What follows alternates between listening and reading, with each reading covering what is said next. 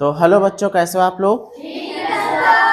तो आपकी जो नेट की परीक्षा हुई है, निपुण असेसमेंट टेस्ट, तो क्लास 7 में जो गणित के क्वेश्चंस आए हुए थे, काफ़ी क्वेश्चन आप किए होंगे, कुछ नहीं कर पाए होंगे। तो मैं सभी प्रश्नों का बारी बारी से हल कराता हुआ चलूँगा, और उसमें जो शब्दावली आई है, जो जो कुछ कठिन कठिन शब्द हैं जिनको आप भुला गए हो, वो सब याद आ जाएगा और एक तरीके से रिवीजन हो जाएगा आपका, है ना। तो क्वेश्चन को बड़े ध्यान से देखना। पहला क्वेश्चन यहाँ पे है, घातांक वाला जो चैप्टर है कक्षा 7 में, उसमें का लिया गया है कि 16,384 को आधार 4 के घातीय संकेतन में लिखने पर इसका घातीय रूप होगा। 4 विकल्प दिए गए हैं, है ना। आपको पता होगा कि घात रूप में हम जब लिखते हैं, जैसे मान लीजिए कहीं लिखा मिले 2 की घात 5, क्या लिखा मिले 2 की घात 5, एग्जाम्पल दे रहा हूं मैं। तो इस 2 को बोलते हैं आधार, क्या बोलते हैं आधार, या इंग्लिश में कहते हैं बेस। याद आया।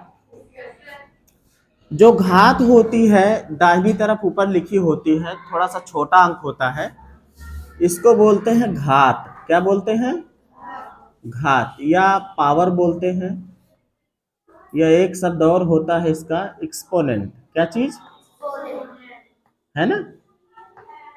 तो घातीय रूप में लिखना है किसको, 16,384 को, मतलब कुछ इस तरीके का रूप बनाना है। लेकिन जो आधार है, जैसे अभी यहाँ हमारा आधार कितना है 2 है, वो कह रहा कि आधार कितना बनाओ 4 बनाओ। आपको पता है कि अगर किसी को घात रूप में लिखा जाता है, जैसे 2 की घात 5 है ये, तो इसका मतलब ये क्या होता है कि 2 गुणे 2 गुणे 2 गुणे 2 गुणे 2, कितनी बार 5 बार। मतलब जो चीज गुणनखंड रूप में होती है, अगर एक ही नंबर कई बार खंड खंड में गुणा करके लिखा हुआ है तो उसको घात रूप में लिखा जाता है। तो कहने का मतलब ये हो गया कि जो 16,384 है, इसको अगर घात रूप में लिखना है तो पहले गुणनखंड रूप में लिखना। एक बात और नोट कर लेना, जिसको आधार बनाना है आपको गुणनखंड भी उसी के हिसाब से करना। मतलब हम इसके जो भी गुणनखंड बनाएंगे वो 4-4 के बनाएंगे। कितने के बनाएंगे 4-4 के। तो चलिए पहले हम गुणनखंड कर लेते हैं। यहाँ पे इसको मिटा दिया है। 4-4 का गुणनखंड करना है। कितने का करना है भाई, 16,384। तो पहले हम 4 से काटने की कोशिश करते हैं। पहला अंक छोटा है, दोनों को ले लोगे, 4 चौक 16, कुछ बचा नहीं है। आगे आपको 3 मिल रहा है, ये भी छोटा अंक मिल गया। लेकिन एक तरीके से हम 4 से भाग ही तो दे रहे हैं, तो पहाड़ा तो पढ़ना ही पड़ेगा, भले छोटा अंक है। मान लो एक बार हमने पहाड़ा पढ़ दिया 0 बार, 4 0 0, लेकिन है तो ये 3 ना, तो 3 यहाँ बच जाएगा ना। या यूं समझो कि हमने 2 अंकों को एक साथ ले लिया, इसलिए क्या लगा दिया 0 लगा दिया, है ना। तो अगली बार हमारे सामने मिल रहा है 38। क्या मिल रहा, 4 का पहाड़ा पढ़ेंगे कि 38 आए या 38, 4 9 36, वेरी गुड। 4 9 36 किया, 2 बच गया यहाँ पे। जो 2 बचा है वो यहाँ लगेगा तो 24 बन जाएगा ना। तो 4 छंग 24, ऐसे हो जाएगा ना। फिर 4 से करते हैं, 4 एकन्नम 0 है, 4 शून्यम 0, ये 4 दूनी 8, 1 बच गया तो ये यहाँ लग जाएगा 4 चौक। फिर 4 से काटते हैं, 4 दूनी 8, 2 बचा है ना, 2 यहाँ लगा तो 22 बन गया, तो 4 पंचे 20, फिर 2 बचा, हाँ तो 24 बन जाएगा, 4 छंग 24। फिर 4 से ही काटेंगे हम, 4 छंग 24 किया, 1 बचा यहाँ पे 25 है ना, 1 यहाँ लग गया तो 16 बन गया, तो 4 चौक 16। फिर 4 से काटेंगे, 4 1 कम 4, 2 बचा ना यहाँ, 24 बन जाएगा, तो 4 छंग 24। फिर 4 चौक 16 और फिर 4 एकम 4। गुणनखंड हमने 4 के सापेक्ष कर लिया है। कितने खंड मिले हैं? 1 2 3 4 5 6 7। तो हम इसको लिख सकते हैं, जो हमारी संख्या थी 16,384, इसको लिख सकते हैं 4 गुणे 4 गुणे 4 गुणे 4 गुणे 4। कितने हुए भाई? 1 2 3 4 5, फिर ये 6 और फिर ये 7 हो गए।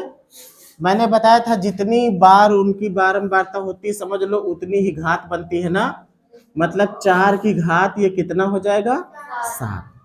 आधार 4 है, घात कितनी लग गई? 7। विकल्प कौन सही हो गया?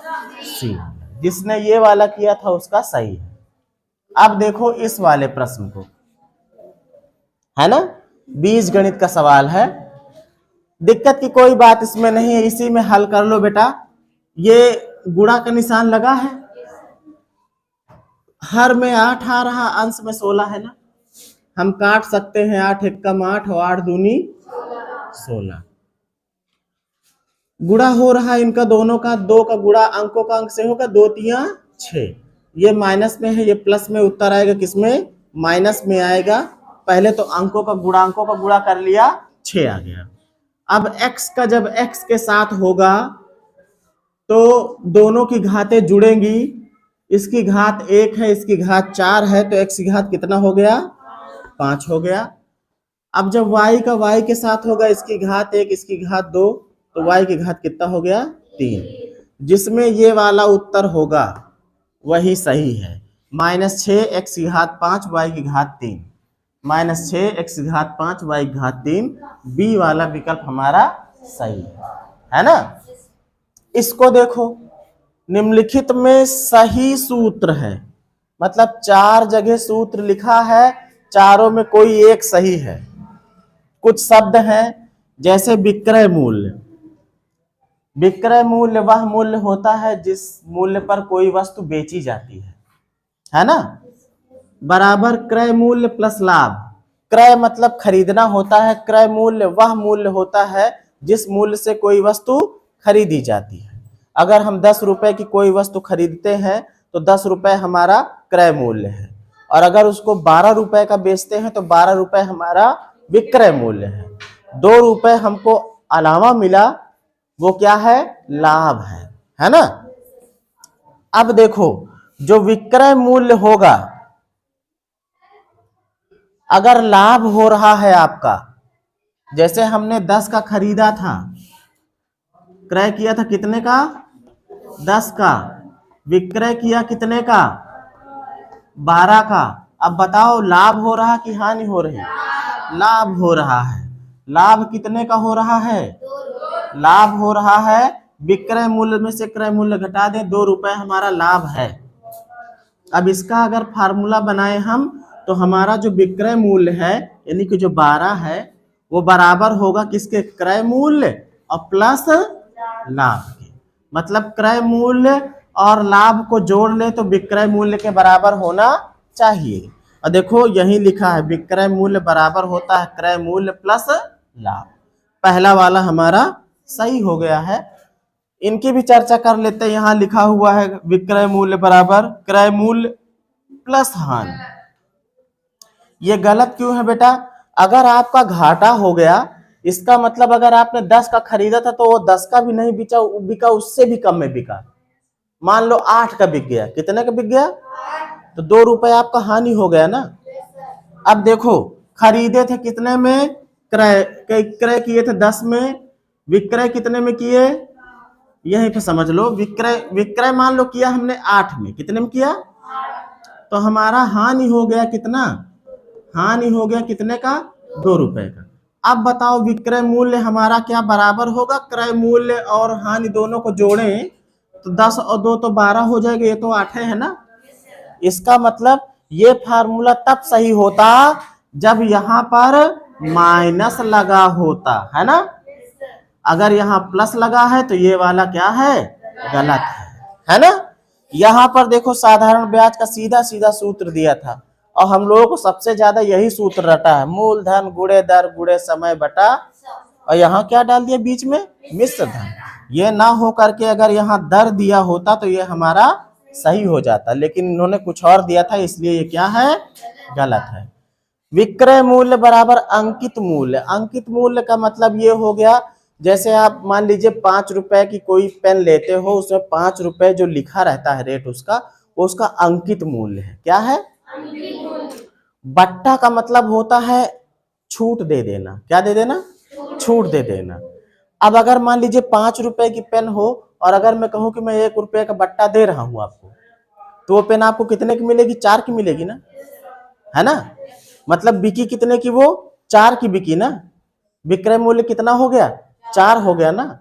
तो इसका मतलब कि अगर विक्रय मूल्य की बात करूं तो जो अंकित मूल्य था उसमें से बट्टा हमारा घटना चाहिए ना, लेकिन ये क्या किए हैं? जोड़े।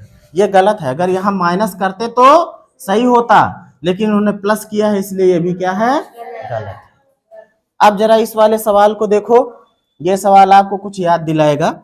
एक छात्रावास में 450 छात्रों के लिए 20 दिनों की राशन सामग्री उपलब्ध है, कि अगर 450 लोग रहेंगे तो 20 दिन वो खाना खा सकते हैं, इतनी सामग्री रखी है।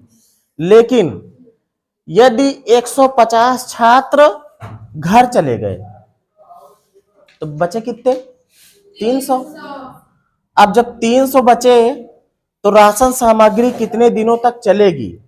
पहली बात तो आपको थोड़ा सा ये दिमाग लगाना होगा कि क्या ज्यादा दिनों तक चलेगी राशन सामग्री या कम दिनों तक?